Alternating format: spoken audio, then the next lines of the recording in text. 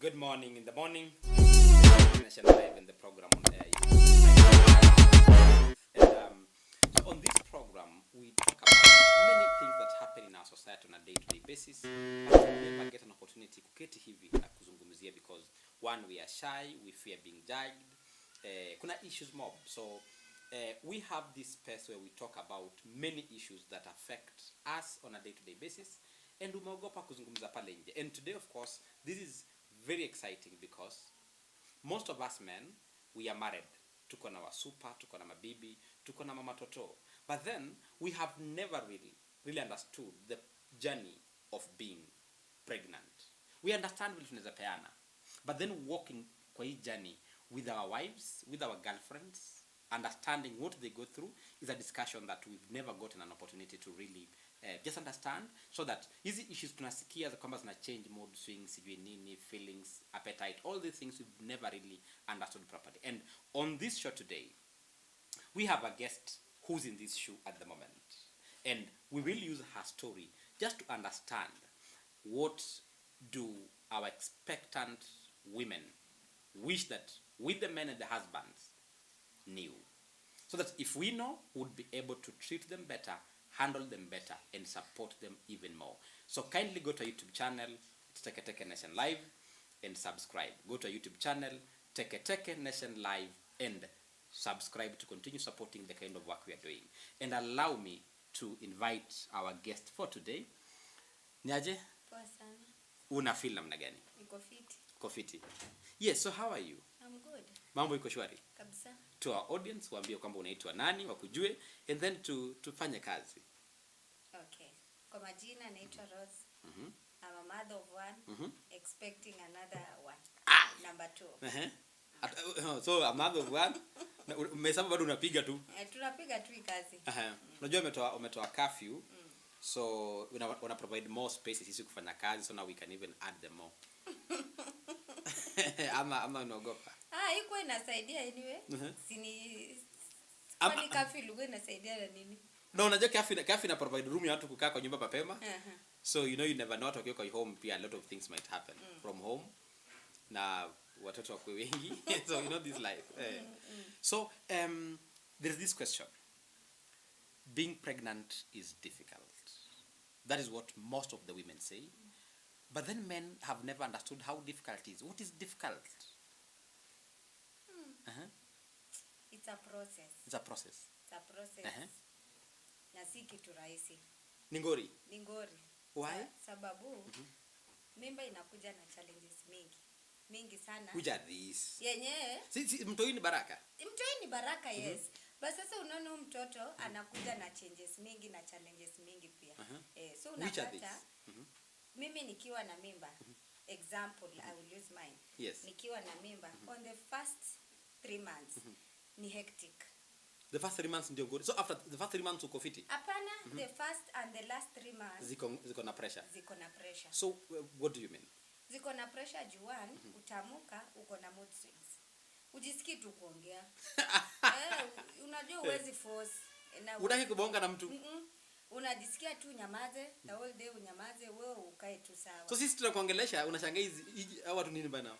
Ama anaweza kuwa comfortable not talking to you as my husband, but niko comfortable talking to another person mwenye siko naye kwa nyumba. So a time comes, this is your husband. Yeye ndio mlienda naenda sole area mkapata e-ball. Si kweli? Lakini at times hautaki kuongelesha yeye, hutaki kumuona yeye. Hivyo tu na si ati una force ama una force. Ni life. Inakaa mtu. Mimba zinango. Inakaa. Mimba ziko inakaa mtu. So moja ni moods. So moods na change completely. How, for example, looking at the many men and husbands, because from position of being a man and a husband, inaweza nisumbua hata bibi yangu hataki kubonga na mimi. And then she's so easy with other people. Sasa hapo inafaa kuwe na mtu machua. Somebody who understands. Somebody who understands that ule ajisikii kuongea. As much as anaongea na mtu mwingine, but yuko mimi mwenye hii kazi. So inafaa akwe mtu understanding. Yes. So if utapata mtu mwenye si understanding, yeah. So most most cases inafaa tu kuwe na mtu anaelewa. So kama elewi tutatendanga amevurugana usiku na mchana. But there is nothing she can do about it until What the second challenge you'd have? Second ni cravings. Kuna wale nasenga nakula udongo. Like for instance mimi like di mrenda niweza kula Monday to Monday niko comfortable. Mrenda? Monday to Monday. Na isiekwe anything, si maybe tu tuweke tu hiyo kitunguu hivyo na mafuta. Tu sawa. Utaki unachapa tu gali inaisha unasonga mbele. Tena kesho mrenda ingine. Kesho hivyo. So utapata si mzani zatoroka kwa nyumba mrenda ni wa. No, unaona utapata like sasa yeye hawezi toroka sababu yeye kama feel comfortable kukula hiyo mrenda anaweza come with another food. So mugani something kitu kingine. Yeye ajipikie tu, yeye ajipikie. Also for you even don't want hiyo kitu kuona kipika. Wewe umefocus hapa kwa mrenda. Ni kule tu. Mimi sitaki hizo vitu zingine zenye unapika ikue hata ni nyama ikue ni samaki. Hata utaki kuengage. So yeye apike tu. So unaona sasa pia italeta challenge sababu ata complain kila siku ni mrenda. Sufuria kwa green. No, sufuria ikiwa green haina shida. Wewe uko happy? Niko tu sawa. Shida ni yeye ako comfortable kukula chakula kingine ama ako comfortable pia kukula hiyo mrenda Monday to Monday. So if he's not comfortable itabidi ameleta aanze kujipanga. Akwenda side hustle ya food. Ajue akiacha tuseme ubai mrenda ajua hatapata food nyingine apart from mrenda. Wewe ni hapa ndio unataka. Hapo tu ndio unachezea. So kama ama obvious just take kula another food yeye akuje tuna chakula yake. Na pia kupika kwake. So, kuna wale wanalalamika hata smell. You have problems with smell. Especially when it comes to kitunguu. Sababu I remember for my first child, kitunguu ilinisumbua sana. Hautaki kupita tu watu wanatumu sauce mzuri. Ile la. You don't want. What's the problem? Sijui inakuja tu. So okay, nakuelewa but what do you normally feel? Umesikia kitunguu inanukia hapa. Ama nini how do you feel for me to understand? Una feel tu ku throw up. Okay. So hiyo ndio inakusumbua. Kai. So uwezi kaa itabidi utoke nje kani kumaliza kukaranga malize ndio urudi. Hiyo nyumba atengeneze yani a freshen up tu ndio urudi as long as you keep serious hivyo. Any other? Kuna wale nasikia wanapenda kuvaa shati yenye bwana wao amekuwa nayo amesweat nayo mchana ndo kuvaa. No, yes kunao but for me jai happen. Yeah. But kuna mtu anaweza vaa t-shirt ya bwana yake kuanzia asubuhi mpaka tu jioni. Ako tu sawa. Na hata change. Chafu tu. Kidogo. To our viewers, being pregnant is not an easy game. It's not a walk in the park. And from what she's saying, now imagine uko kwa hao na a partner mwenye hawezi understand ya kwamba bibi yake mwenye ako mjamzito amebeba mtoto wao, harufu ya kitunguu inamsumbua.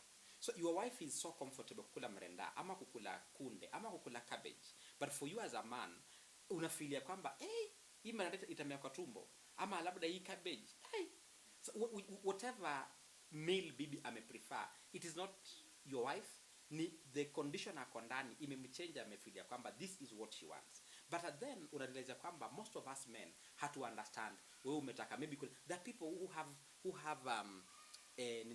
what is it called, like a timetable, a roster ya kujua Monday tunakula saga, Tuesday tunakula managu, Thursday unaona vile wamepanga. So a time comes when because ya condition ya bibi hawezi kukula hizo foods, we need to understand as men because hatujawahi beba mimba, they know better, na kuna a lot of issues ambazo na happen within themselves ambazo na wafanya waende kwanza ku crave for those things na sometimes we behave the way we behave. She talked about mood swings. You'd love to have a happy home. Ukirudi home mko happy mnajibamba, but then pregnancy comes in the issue of mood swings. Mtaba mkasibui, she's so comfortable speaking to other people, but wewe hataki. Wewe shukuru God, hii kazi ni yako. Nyamaza, ongelewa na watu wengine kule nje, cheza safe, muishi kwa amani. Kindly go to our YouTube channel, it is Teketeke Nation Live, and subscribe. And also remember that this program is being sponsored by Teketeke Courier Solutions. I have said, and I would say it again, that in Nairobi there are several courier service providers. But I would advise you to go for the best. One, in terms of dependability. There are many border borders in Tao. You can send anyone you want. But are you sure that your parcel is safe? With Teketeke Courier Solutions, you are sure that wapatie parcel yako, there are dependable, well-trained riders. They will deliver your parcel at an affordable fee. Wasikumize mfuko sana, na pia parcel ifike safely so that you can focus on your core business. Their phone number inakimbia pale chini ya screen. Call Teketeke Courier Solutions, Monday to Saturday. Anywhere you are in Nairobi, along Thika Road, Mombasa Road, Waiyaki Way, Jogoo Road, Town Center, pale penye kanjo na bwana na boda boda. Teketeke Solutions, the riders wako pale town. They will sort you out so that you can get time to concentrate on your core business. My sister. Sasa, easy challenges tumesema. Is there any other thing that maybe you think hatujui kama men that inawasumbua pia? Umesema the first 3 months zimekuwa challenging. So we have gone through the issue of mood swings, mko na issue ya cravings. Kuna huyu mtu mwenye anapenda tu kuvaa tu nguo tu fulani chafu ya bwana yake. I've heard kuna wale wenye wataki kuoga. Anachukia maji. Si kuchukia as such, but inakuweka tu usioge. Inakuweka usioge. For real uogi. Unasema leo nitajaribu, leo at least tu nioge. But inafika tu masaa usema no, usiogi. Na ni hivyo. Siku inaenda. Wengine they go even for 2 days. Ina depend na venye wanasemanga mimba ni venye pia wewe umeiweka. Unaitrain. Venye unaitrain. So ukitrain uogi, utaoga hata kwa wiki. Wewe ndio umetrain hivyo. But ukitrain tu wenyewe itabidi tu nioge mara 2-3 kwa wiki. At least. So, nini kuna tu msukumo ndani yako, you just don't want to go to. Uko tu lazy. Uko tu unajua pia mimba ikikama inakuja na some laziness fulani. Yeah. We need to speak about this because kuna watu wanalia their wives hawako so supportive, hawezi kufanya kazi. So it also comes with laziness. Yeah, it comes with laziness about. Una feel tu ndaka kukaa. Ukae tu. Hii kazi hapa ni enough. Ukae tu pambane na hii yenye uko nayo, then mkimalizana utarudi tu kwa wewe. But kuna wase wenye hawaelewi sasa that time. Maybe unapata bibi alikuwa na run some business, bibi alikuwa anaenda job. So how understand that ya kwamba si ya kwamba bibi hataki kazi ama hataki biashara. Ni ile condition yako ndani, this is enough work. Yeah. Yes, kuna watu hawaelewi sababu unaona once laziness imekuja ndani yako, huwezi fanya job. Huwezi enda job by the way. Utaka hata yako ya nyumba inakulemea. Inakulemea, unataka tu ulale ukiamka tu ni ukunywe chai, yani usongeshenge tu hivyo, vingine ikikaa. Wewe ni kukula tu. Una sosi. Unakula tu. But kuna extra work, wewe ukae tu. So unaona utapata maybe sasa bwanako kama umeolewa dati. Amekuja, ampata nyumba venye aliacha ni hivyo. Vyombo aliacha ni hivyo. Wewe venye tu alikuacha umeamuka na hata mwingine baada amejifunga kiduga anaangalia hapa ni kama nyoka fulani. I saw something somewhere ikisema pregnant women should take bath and should comb their hair. They are not mad. But sasa you get sisi tunaenda up to hata kuchana nywele shida. Unapata tu mtu amechapa. Yaani dem alikuwa msupa kitu moto kama pasi. Amefika mahali amachana na kitu kinaitwa standards. Imemweka ulezi. Haezi hata yeye mwenyewe jiangalia. Kuchana nywele uwezi. Bala. Unataka tu ukae hivyo. So bwana akikaa mnoma. Ulikuwa unafanya nini? Uone nyumba, sijui vyombo, sijui nini, unafaa upike na uwezi pika jua. Vyombo ni chafu, nyumba inakaa fani. So ukipata bwana hata elewa mtakosana. Mtakosana daily. So ama hata utamfanya atatoroka. Sasa mimi nyumba my friend. Kuna kidamp site dandora ndogo kwangu. Dandora damp imekuja home. True. Siezi. Basi sasa pia ukipata mtu, kupata wa kuelewa ni ngumu. Ni ngumu sana sababu hakuna mtu anaelewa uchafu. Ni ngumu. So ukipata mwenye anaelewa hiyo uchafu yako, ataka mtu hataongea, itambo tu, hata kuonyesha. Utaona tu ameita mama fua na nini anasaidia. Amalize ndio kusikwe na issues. At least pia akuizen kusikwe na stress. Maana sasa ukipata mtu mwenye aelewa, unaona sasa italeta issues. Iundu he won't assist but anataka kule, anataka ufanye. Anataka upike na kitunguu. Na wewe hutaki hiyo kitunguu. So inaleta shida. Sini noma. Tunapambana. Ni 9 months tu. Yeah, 9 months tu. So mimi nimesikia wamama mademu wengi wanasema mimi haki tena sitarudi tena hii safari. What normal changes? So umesikia watu wakisema? Watu wamesema sikatai, but one, unaona for the first pregnancy, for you men or for our husbands, huwa mnatreat right sana. Sababu unajua mwanaume anakuanga so excitement, I want to be a father, you know. So ako tu like unaumwa, usioshe. So in firstborn. Hiyo ni firstborn. Unaona? Like haufanyi kitu like bwana anakutreat kama malkia ni nini? Anataka kuitwa baba. Kabisa. But now when umekuja umepata ni second born, pamoja tunalia. Amenoma vitu ziko normal. Vitu ziko normal. Kama mimi tayari ni Buddha nini. So unaona pia hiyo si poa. Hiyo si poa. Ndio unafikanga place unasikia dema anasema mimi hapana. Kenya niliona for my second born. Wacha tu tulee hapo. So hivyo ndio wako. So the way inafika mahali men and husbands are not so supportive, mtu anaona kitu ni good. So being pregnant is a team. Ni both the wife and the husband wako pregnant as a team. Si safari ya mtu mmoja. Nafaa tu ukue tu hapo. Hata akiumwa ukue tu hapo. Na sasa tukikaa tutakulaje? No, wewe enda job. Kuna wale hata nimesikia hawataki bwana aende job. Mtu anataka unaona bwana akae hapa. Amwangalie hivi ni kama anaangalia sinema. Asiende. Unaona? Alafu mtasosi. Inabidi hiyo mrenda yako utatoa. Sasa unaona, okay, kuenda si mbaya. But now the problem ni unaenda job hata upigi. Ujui mtu ameshinda aje. Unaona venye inapea mtu stress. Ulizi mtu umekula.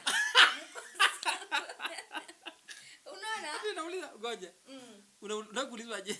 Umekula. Sio mtu mkubwa inafaa No, lazima tu akwe concern. Like ako hapo, mko hapo nyinyi wote like unajua tu mtu hayuko sawa. Umekula. Na maybe kukula yake, unajua kuna watu wakiwa na ball, kukula inawalemea. Yeah, kuna wale wenye unapata appetite haiko kabisa, akikula then ana feel So, unaona lazima tu pia upate tu bwana at least akuconcern. Anakuuliza, umekula? Leo aje umekula ama imekulemea. Hivyo tu, unajua sasa una feeling at least. But now tell me umeamka tu. Umepata guide nyingine hata hivi. Umeenda. Tena ukirudi jioni sasa ni na ni hivyo. Unajua hata pia wewe upati bibi yako easy time ya hiyo pregnancy, unamstress. Na ukimstress hivyo inakaa with another challenge pia. Na kuna hawa inasikia nao wanakula sana. Kukula nayo watu wanakula. Me being one of them. Kukula sasa hizi budget zenu una bust zote. Sababu si ati ni wewe unakula juu unataka. Unasikia tu kule. Ukitembea tu uone si. Au shibi. Mayai. Hivyo tu. Also hii kitu ndaka tu sosi. Ukule tu. Kwa barabara ukitembea unakula tu. Hakuna shida. Si watu wanaelewa. Wewe unakula tu. As long as mwili yako imeitisha. Kula. Eat. Sasa bwana asipo anakuona bwana uko kwa barabara tu Thika Road unararua melon. Kidogo unapata mama indi choma umenunuta unararua. Kidogo hapo mbele unakula miwa. Unafika nyumbani na avocado nusu umekula. Hivyo tu. Unakula tu. System inataka tu uweke kitu. Ukule. Unajua, okay, unaona for the first 3 months. Hapo kuna kwanga na challenge sababu unapata hizo miezi 3 mtu kukula ni shida. So the first 3 months feeding inakuwa problem. Inakuwa problem kabisa. So ikianza 4 5 6, hapo unakula. Ukienda clinic umeadd. But now inabidi ukule ndio pia ukienda clinic kusikwe na issues wewe na doctor. So lazima tu pia ukule ndio usireduce. Wewe gain tu. Utakata. Tapambana tu na hapo huko mbele. So the best thing ni kukula. Kama uko na appetite eat. Saucy. Eat. Juu kuna watu hawana kabisa.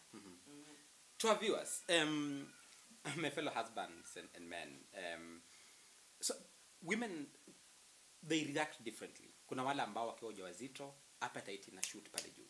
So maybe within your home, your house, ulikuwa umebudget ya kwamba our daily costs za food ziko hapa. Then you realize ya kwamba huyu mtu ana source pesa, mlikuwa mnakula siku nzima, anakula by saa 5 imeisha. It is life. Ni process ambayo si anaitisha, ni body to the way the changes ambazo zina happen zinampush sana kwamba she just wants to eat. Let her eat, because if she doesn't, then you will starve her. Secondly, she talks about women who will have a lot of problems eating. So unapata kwamba anajistarve, hana nguvu, itamuaffect yeye plus mtoto mwenye amebeba. Yes, you want to be called a father, but you need to be so supportive so that in as much as hana appetite, umsupport ujue kwamba ataweza aje kupata space aweze kukula kitu ili aweze kubeba ule ujauzito ambao ako nao. And some of them, what again, something you have never noticed, laziness, vile amesema. It's not really per se that hataki job, hataki kwenda kwa ile biashara ambayo labda mnafanya pamoja, hataki kujituma. Sometimes she's not even able to clean your home. Understand ya kwamba it is the process ambayo yako ndani ambayo inambaa. I just feel like kuamka asubuhi aende job. I feel like kuamka asubuhi afungue ile shop ama aenda pige ile business ambayo imefungua. She's not just okay waking up and cleaning up the home. You can get someone part time who can come in, hawasaidii. Kuna mama fua, mama fulani, they can come in and support. You can get a rela to come in. You can get a house girl if you can afford, so that umsaidie at least majukumu ya nyumba. Usirealize kwamba the way mnaishi standards zimeshuka sana because mtoto ambaye amebeba ni wenu, sio wake. So the process of pregnancy would require all of us to support each other, walk through the journey together, because ni gwan sana. Please go to YouTube channel, it is Teketeke Nation Live, and subscribe. Ingia pale YouTube, Teketeke Nation Live. Subscribe. What do you wish ya kwamba wanaume inafaa wajue? Kitu ungetaka wanaume wajue ya kwamba bibi yako akiwa mjamzito, you need to know these things so that uweze kumunderstand na kumsupport better. One, nitaongelea tu food. Nitaongelea tu food juu lazima ujue bibi yako sai anapenda nini. Ni nini atakula sana. Unaona? Or you might buy wrong things. Sasa inafaa uangalie as from the first 3 months, 4 to 6 months amekuwa akikula nini sana, favorite so, you mean husbands and men need to intelligently observe. Listen kwa bibi yako, understand nini anapenda. So that unaweza toka nje na shopping ni kubwa. But sisi tunataka. Hapo hakuna anything. Hakuna. So you need to understand. So husbands study tu pale home. Notice sufuria kama ni green marendani nini, so that you buy the right things. Yes. Another thing ni sijui niweke aje. Just the way it is. Intimacy. Nafaa uelewe kuna time uwezi force. Unaona? Mtu kataki, mtu kama when it comes to sexual part, kuna tu mimba zinakuweka you don't want. You don't want kabisa. So inafaa wanaume waelewe. Utaki hata tu leo useme nitajaribu akikuja imelemea. Uwezi. Na si ati haumpendi. Unaona, sababu initially haukuwa hivyo. Sasa sijui unajua. Sasa nasema example tuseme so, maybe bwana understand that huyu bibi yangu pale mwanzo Kasarani hakukuwa na shida. Hakuwa na shida. So imekuja ni hivi ako na shida. Yeah. Na kuna wengine pia inawaweka ni chakula ya daily. Oh. Bwana akifika tu kwa nyumba. So bwana ajue. Hiyo heri wakae njaa, but hiyo tu lazima. Mimba iko na maneno. So let me tell you, nilikuwa niko mahali sometime. Mtu akaniambia bibi alikuwa mjamzito. So bwana akata busy na wageni kwa nyumba, anamwambia baba nani kuja kidogo. Anamuita. So imemweka hapo, hiyo that's what she wants. Kabisa. So na unajua tu uwezi mkausha. Juu kimnyima pia ni shida.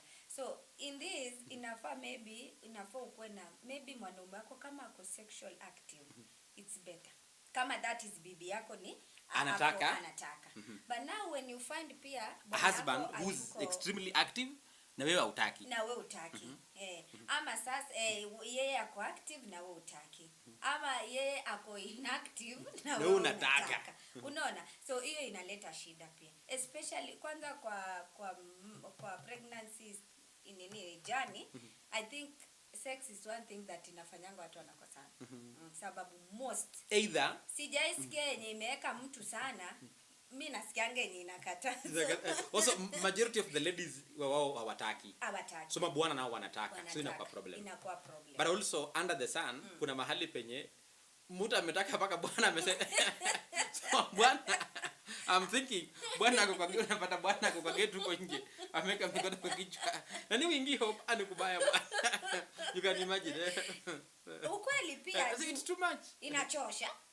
True, inachokesha juu unajua pia it depends with the work of your husband does. Unaona?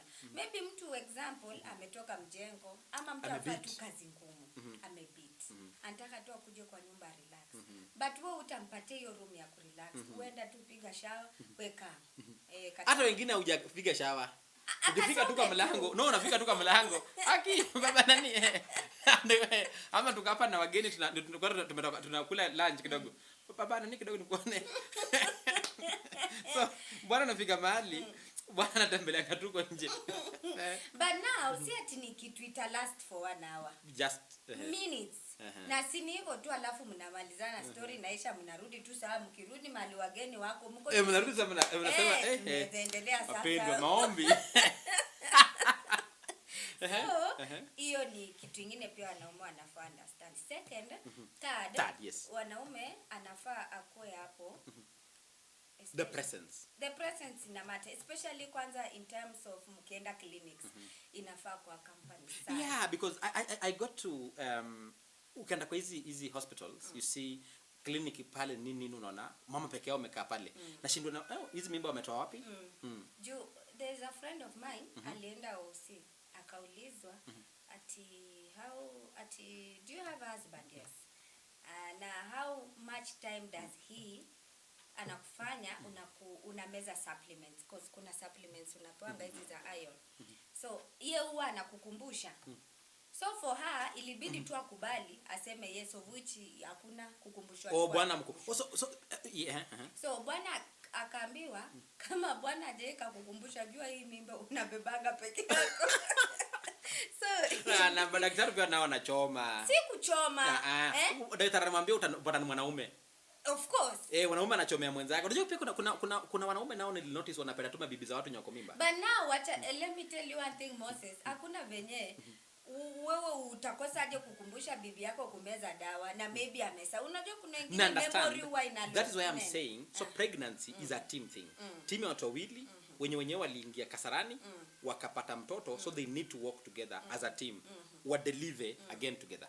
So ikifika level that bibi ameachiwa then kuna problem. Kuna problem. So unaona venye huyo daktari aliambia ubeshte yangu anatembea hii jani peke yake. Unadhani alifeel aje? I understand, but then I still blame the doctor because sasa wewe huyu mtu amekwambia sasa kwa nini tu uangushe kitu nzito kama hii atuko peke yako hivi? Si wewe ushasema already bwana wako anakukumbushanga. So anajua uko tu sawa, wewe una shida. So alikuwa tu anakupatia another way that kama huko unakumbushwa jua uko peke yako.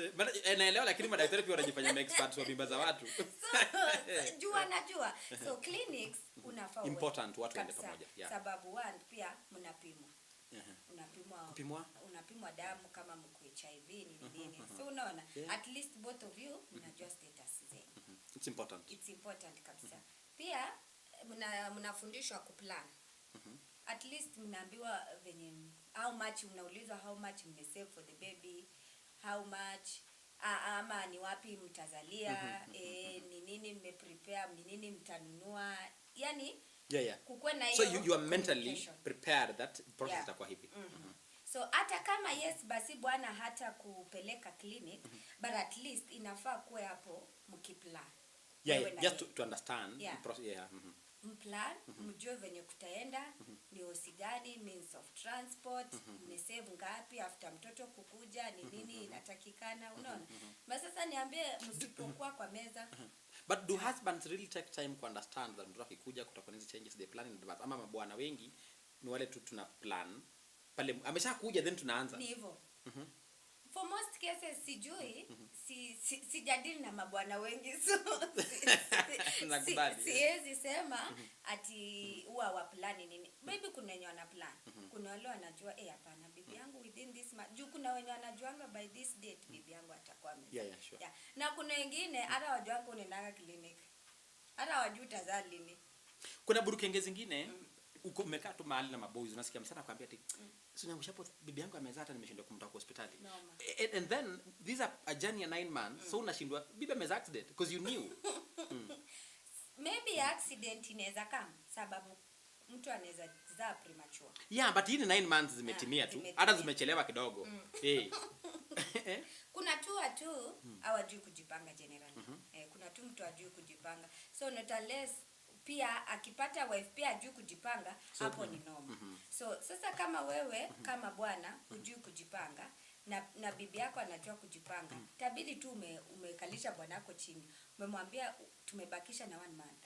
We need to umefika wapi? Do a few things. As in wewe as you as a father umefika wapi? What are your plans? Ama ni nini umenunua ama ni nini? So just to get this, paint the picture clearly. Nini mnataka sasa now as a couple? Nini nafai pangwe ndio when going into this delivery room uko at peace? Nini unataka ukisema kununua ama nini? What do you mean? Kununua TV ama what do you mean?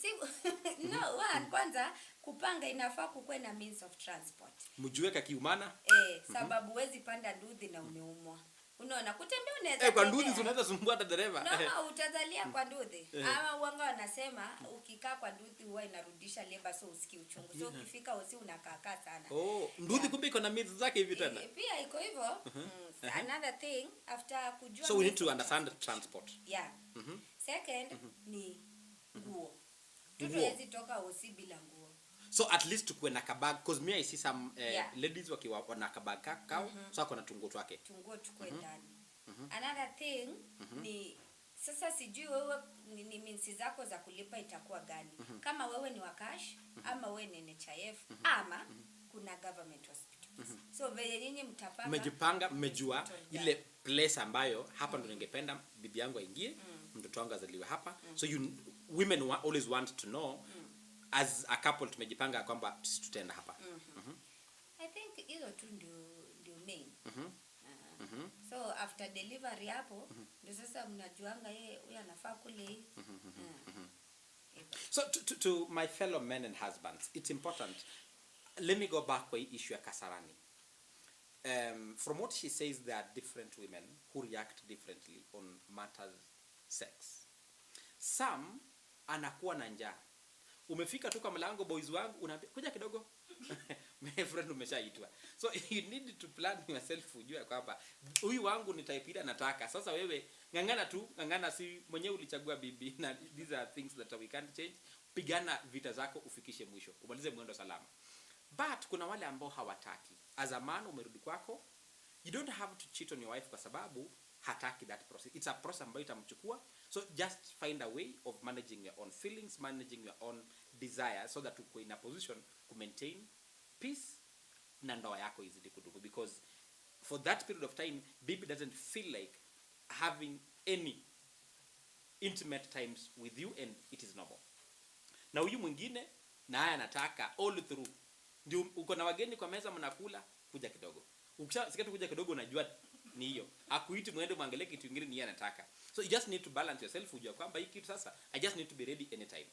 Then this is now deep that women love some level of planning which unfortunately most of us men at times we struggle with.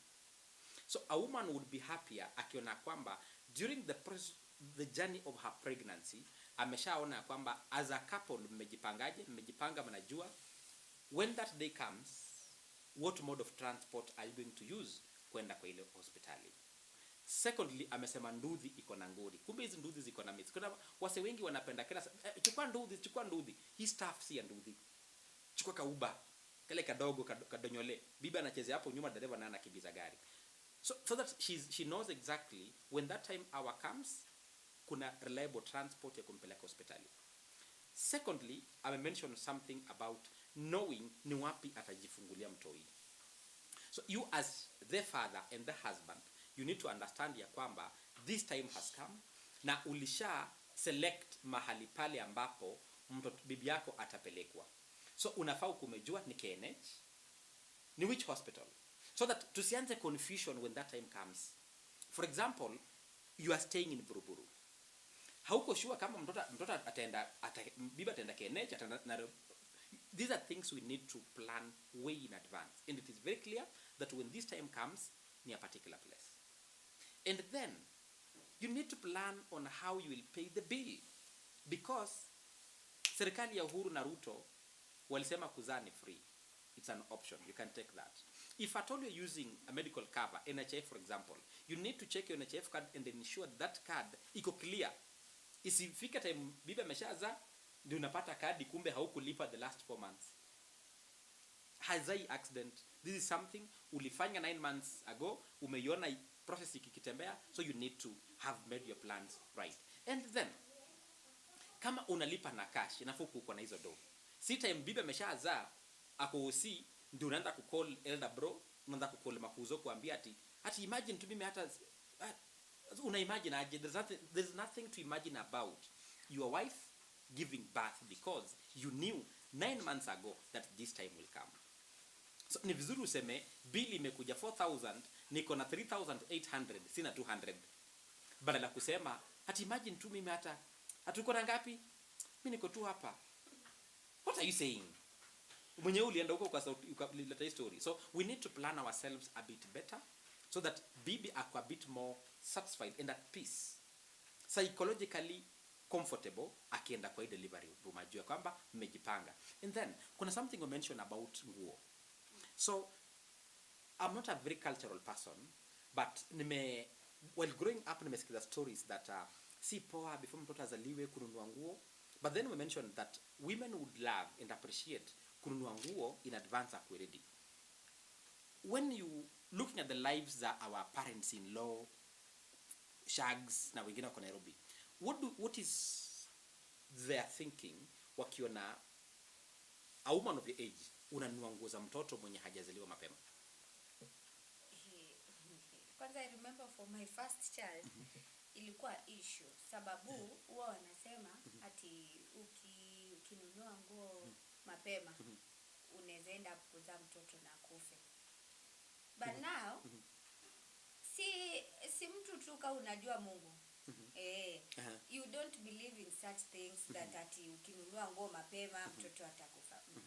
Mimi nilinunua tu na si yako na si yako, si yako tu sawa. So it's better to plan yourself, sababu unaona hata usipokuwa na nguo hiyo siku uende OC, they are the same people wataanza kusema nataka kununulia mtoto wangu nguo. Yaani huyu mtu mimi nafikiranga hii kichwa iko na akili. Hata hizi nunulia mtoto nguo. Sasa unaona, sasa ni hivyo. Okay, ni hivyo tu binadamu wako. So utakosa kununua na wataongea. Still utanunua na wataongea. So the best thing ni wewe nunua, wacha will ya God ifanyike.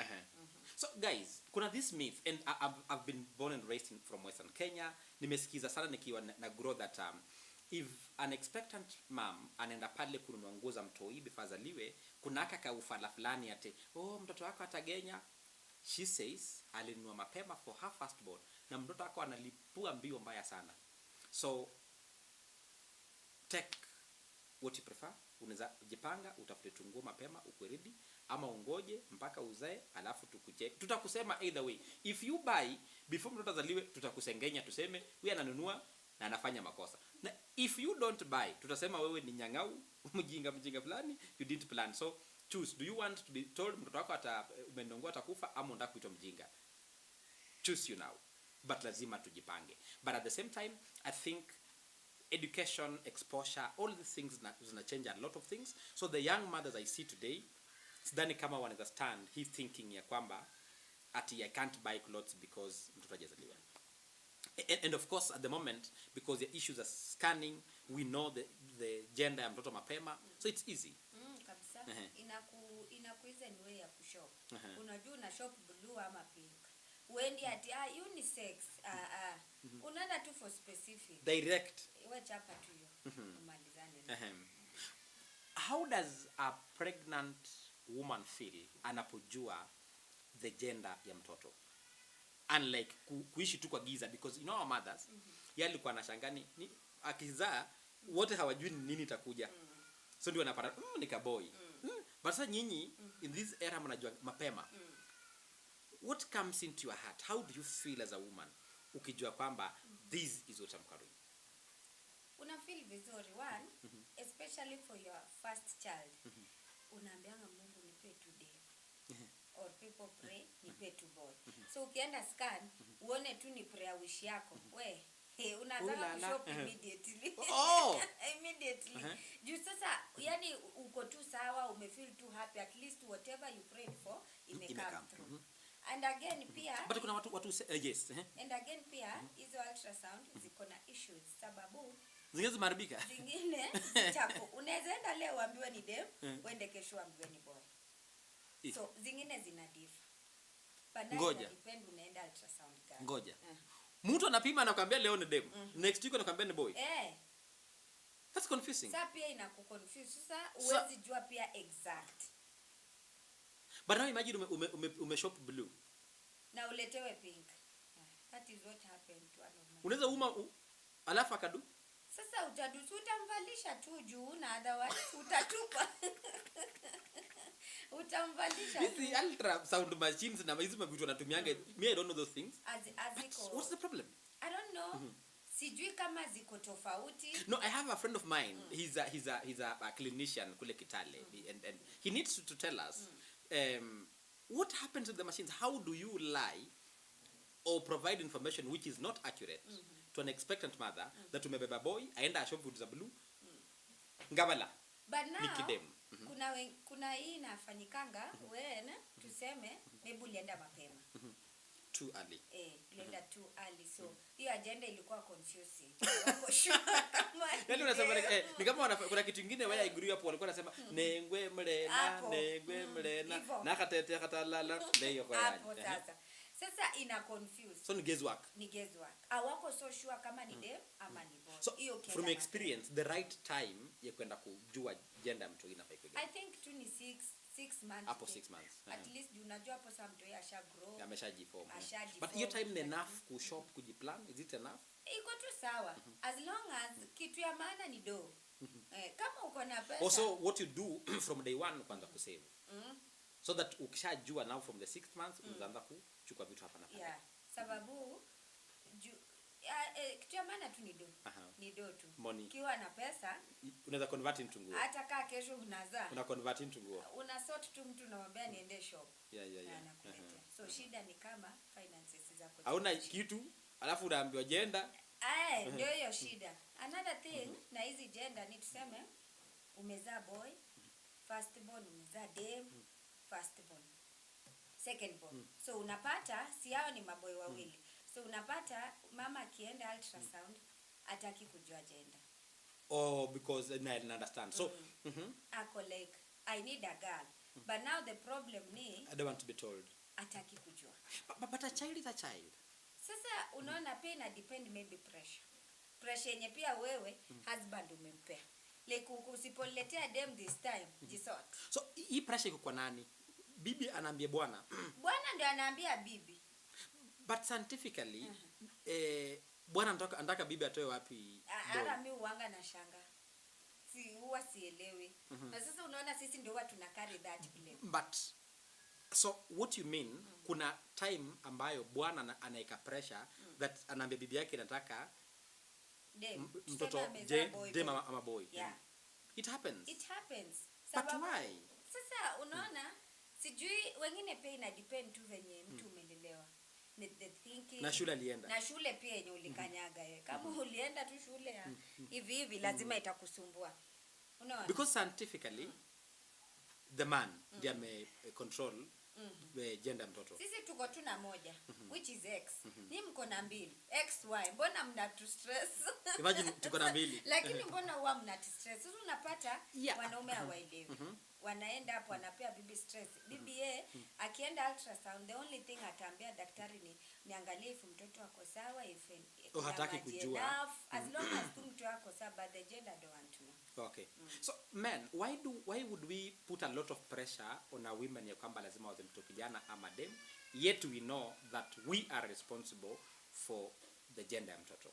So it is something I know it happens, but it's not a burden ya our wives kuzaa mtoto dem ama kuzaa mtoto boy. And these are things we can talk about and just provide insight so that all of us understand ya kwamba si role ya bibi to make this choice. And at the end of the day, ni God. Ni God. Yeah. By the way, wangu mtoto ni God. Ni God. Hata nyika mko na hiyo XY, ni God to buy. Now, so, but some women have told me kuna some time tu unather time. Nilisikia ya kutime. Umesikia pia? Una time I think unasemanga ni Tuesday, ama? No, ya day ndio sijasikia Tuesday ama Tuesday I think saa 10:30. Hadi time. Yeah, nishaisikia. Hiyo sasa sijui. Nitakwambia what I know sababu. Yes. Okay, watu husema I don't know after your last menstruation, ukicount from your last day. So ujue my menses have just elapsed. This is the last day. Uhesabu ngapi? Uhesabu 10. 1 But I'm not sure. So bwana kama ameenda job na nikuja saa hii. The 10th day. Hizo within those 10 days. I think ni 3 siko so sure lakini. But for the after where your last menstruation, hizo siku za kwanza ni dem. Oh, so nafahamu ndachelewe kidogo. So hizo zingine ni boy.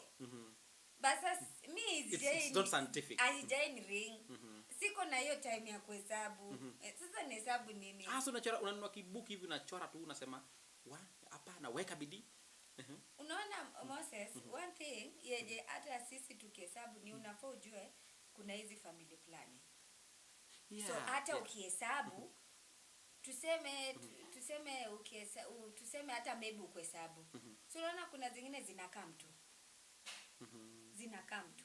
So hii maneno ya kuhesabu sijui lakini mimi sijaihesabu.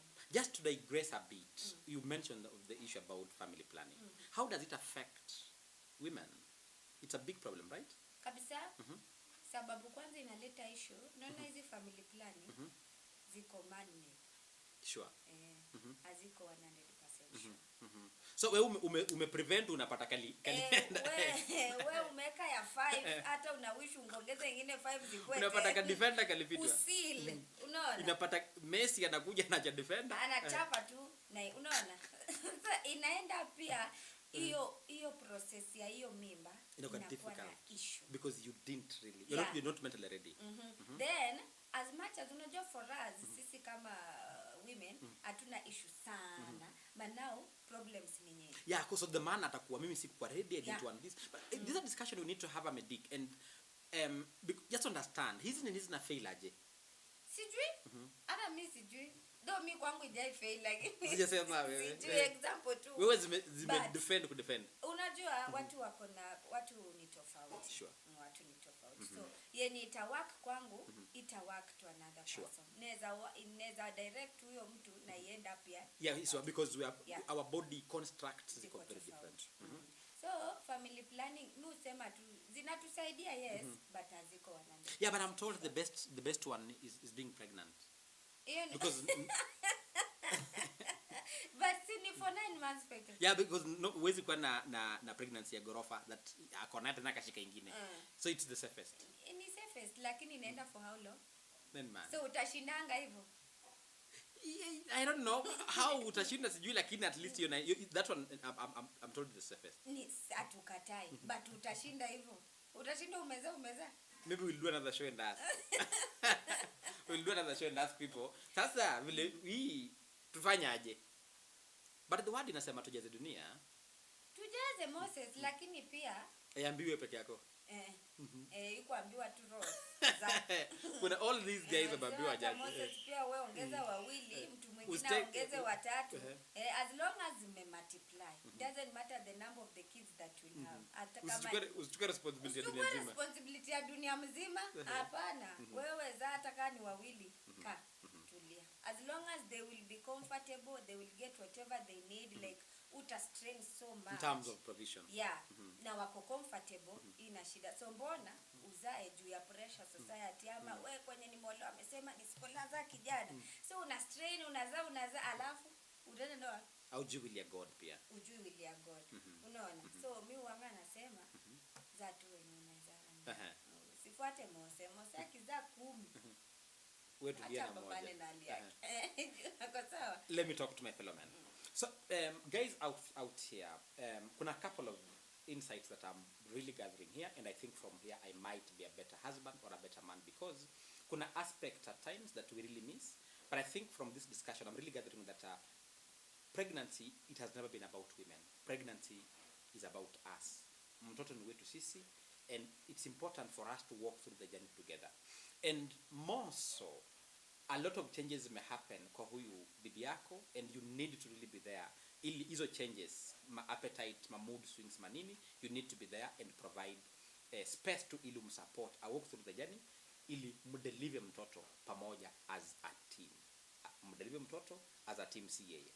Looking into this camera, there are many women out here who are going through a lot of challenges. Kuna wale wanasosi sana, wanasosi. Kuna wale na appetite haiko, they throw up.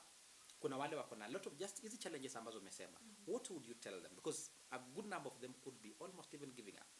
Yes. But before niongee niwaambie, yes, please. Ngine ni another challenge ni body weight.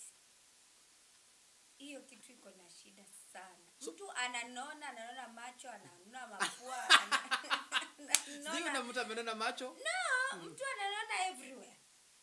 Unaona? Yeah. So inapata bwanako hayuko comfortable na. So could it be that some women out here wanaweza ogopata because anajua anaweza kwa kibonge fulani? So unaona hiyo ni challenge. Inampea stress sababu imagine umenona tu. Initial weight yako ilikuwa 58. Bado unacheza tu hapo kwa 70. Unaona? Noma. So unapata bwana kuja kwa nyumba umejaja. Umejaa. What is this? No. So the question is it about the husband, or do even women themselves struggle to accept who they are? Wana struggle. Mimi niko too comfortable. Mimi hata nifike 70. Sinajua si normal hata so nitadeliver tu na uchape tu tizi urudi tu sawa. But kuna wengine wana feelingi mbaya sababu for them they want to. Kuna tu mtu aizi tutaka bwana yake a feel like ausa hii ayuko attractive, abambi, unaona? So unapata mtu inamstrain, anaona maybe bwana yake anaenda kuhanya sababu ya body weight yake. Okay. So body weight pia no. So guys, when a woman is pregnant, at times, as she's saying, they might really easy to grow bigger, even to expand. They might just expand it. So you realize first hatoshi kwa nguo zake, right? Shape imechange. All these things ni aspects of pregnancy. Hii ni matunda ya kazi yako, my friend. And we need to understand ya kwamba the moment that I give birth, she would put in some work and just be a normal, the way alikuwa kitambo ukimpenda. So during the process of her pregnancy, she might expand kidogo. It's part of life. Ni ile kazi yako, sasa matunda ndio haya. Pambana nayo, accept her the way she is, and then work together. If at all your option is lazima arudi kwa size alikuwa, there are ways you can manage all these things. So to see in stigma, in fact, mtu anaishi na too much pressure because anaona sasa wanasema aje. But also to women out here, just live your life. You are pregnant, this is life you are carrying. Be proud of it. Umeongeza weight because of what you are carrying. It's a good thing in my view. Sizi mimi ati sabat basi is beba. Yes, looking into this camera, there are many women, young women especially, out here who are really struggling with the many things they're going through. Kuna wale ambao wame add weight, they haven't accepted. Kuna wale ambao appetite iko pale kwa roof. Kitamba alikuwa anakula tu kadogo. Saizi analima tu gali yake tu sawa. Kuna wale that they can't even eat, anything can't sit in their stomach. Kuna wale wenye pressure tu inawasumbua. For you na safari unapiga, unakaribia kumaliza safari salama. Talk to them. How can they handle their situations? One, especially when it comes to when you're pregnant. first one, don't allow stress. Sababu stress itafanya upate na pressure. Na once you get pressure, hiyo ni noma. Kuna song inasema pressure Pressure ya nini? So, kitu ya mostly tu mimi kitu wanasema ni pregnant women should avoid stress.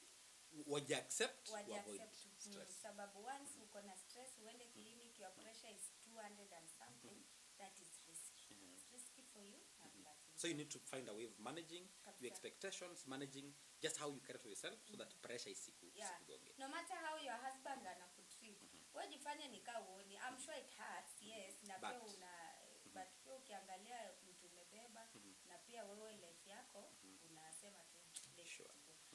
Secondly, kukula normal. Wewe kula tu kama pressure kama nini yako iko tu appetite iko tu. Muta akule. You eat. Eat sababu kuna mtu anataka at least akule but imemlemea. We need some food after this, right? Yes, tukule. After this tukule tu watu tu watakula. Na even for those wenye hawezi like appetite iko chini. But I think there's some hospitals zenye zina provide supplements. Or some supplements cook support. At least kukula sababu. So for those who can't, they can go to some courses. I think they'll be given something. Sababu pia the baby needs that food. Huwezi starve. As much as ni ngumu, yes, I understand. But jaribu. Hata kama unatoa, ngangana kidogo. Ukule tu at least ndio pia wewe usikue mdhaifu. Ukienda kudeliver hii masukuma tunaambiwa push na ni mara moja. Kuna wale nasenga ndimanga naambiwa push. Naambiwa daktari asipokutia shike mtoto. Ameanguka. So at least ndio apate nguvu, you have to eat. Try as possible. To eat.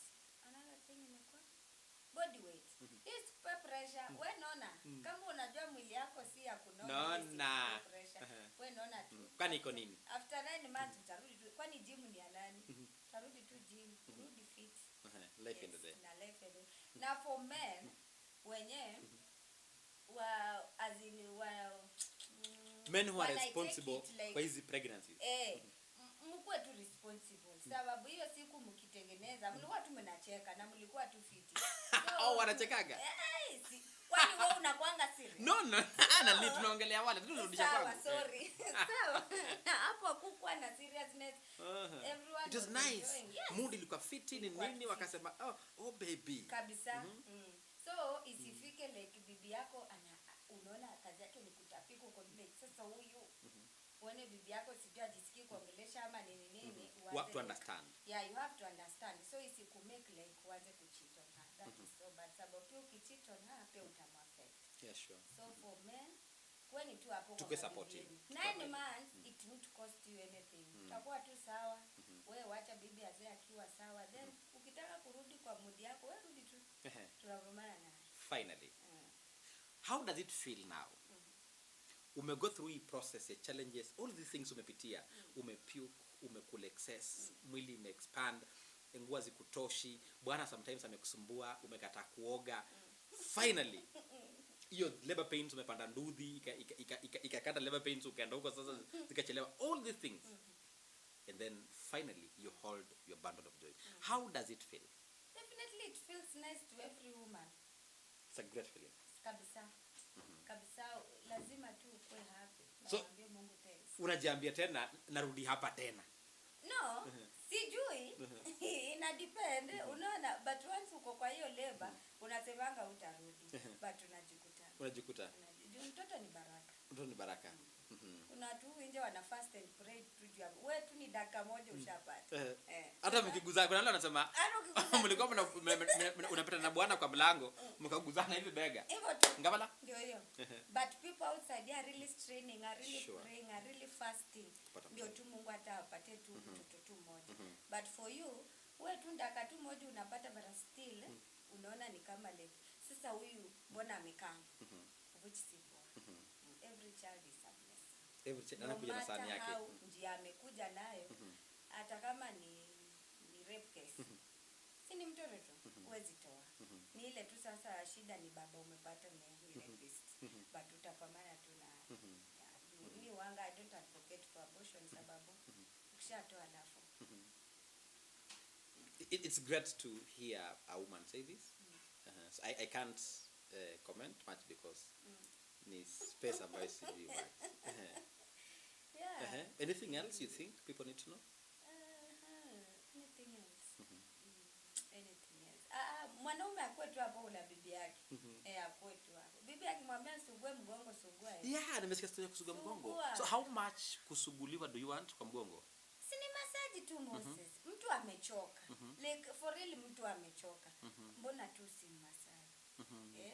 So wanaume so tu massage hao super mgongo. Ni mgongo tu. Ukue tu hapo bibi kama amechoka kupika ama umempata kitchen. Fika na yeye. Muoshe tu vyombo. It won't make you less a man. Sure. Sababu hiyo siku ukipata ikuwa inakumake less. Mbona sasa ukiosha vyombo inakumake. So, saidia tu bibi yako. Nashukuru. Less a man. 9 months ni kidogo. Ikishaisha, your bundle of joy comes. Ndio hiyo unamwambia sasa madam endelea tu kwa vyombo. Though pay kwa hivyo. Sababu mkwe na mtoto msikwe na mtoto mnafaa tu supportiana kwetu. Kama mna house help. Na pia hata kama kuna house help. Sisi kutu moja nasema today we are cooking. Itakufanya? Yezi kuchange. Ama mtoto wako atakuwa like daddy unapika. Rose, I deeply appreciate this story is big and deep because kuna aspects mingi sana that women at times kuna mistakes zenye tunafanya kwa sababu sometimes watu hawa understand. But I know that your voice getting out there, many of us young boys who are growing to become men would learn a lot. Already young men out here would also learn a lot na wajue how to carry themselves out, how to support the expectant wives ili process ya pregnancy iko a bit easier. And the biggest thing is process ya pregnancy to handle as a team ili kila mtu akue happy in the process, tupata mtoi, tushukuru God. And thank you so much for finding time, opening up and telling us your story. And also from Teketeke Nation Live, we wish you all the best. Tunasema asante. It is great and congrats for walking the journey mpaka mahali umefika. Ukienda kukamilisha safari, all the best. Thank you so much. Nashukuru. Thank you also for having me. Next nikiza tena unit. Yeah, you need to come. You need to come so that delivery. Yes, we need to talk about it because at time unaweza kuwa umetembea kwa jani pale mwisho we need to know iliisha aje. So ukimaliza hii stuff we need to do this. Nitakuja sasa nimepiga luku sasa hivi nimeona. You need to come tuone kweli changes ambazo zime happen na pia sasa Teketeke Nation Live ipatie mtoto pampers and something. Thank you so much. Thank you. So we will be doing this again once his stuff amesha internet imetosha aka download akarudi kukua fiti, then we do this again tuambie watu kwamba process ilikuwaje. Like juzi nimeona Verasidika says it's not so painful. Na amefanya operation lakini yake ni extraordinary. Sijaiona hiyo. No mare. After theater unasema ati my baby is here. Yake normal. Ile ni dimanga. Lakini maybe ako na favor ya God. Tunashukuru God. So guys, thank you so much for finding time to listen and watching our stuff. Tunashukuru sana. Until next Saturday same time, let's meet here and talk about the many things ambazo na affect our society but hatupati an opportunity kuziongelea. And today this story inaenda kubadilisha stuff zile ambazo tumechukulia kimzaha. So on Teketeke Nation Live we will always voice the voiceless. Thank you so much and God bless you.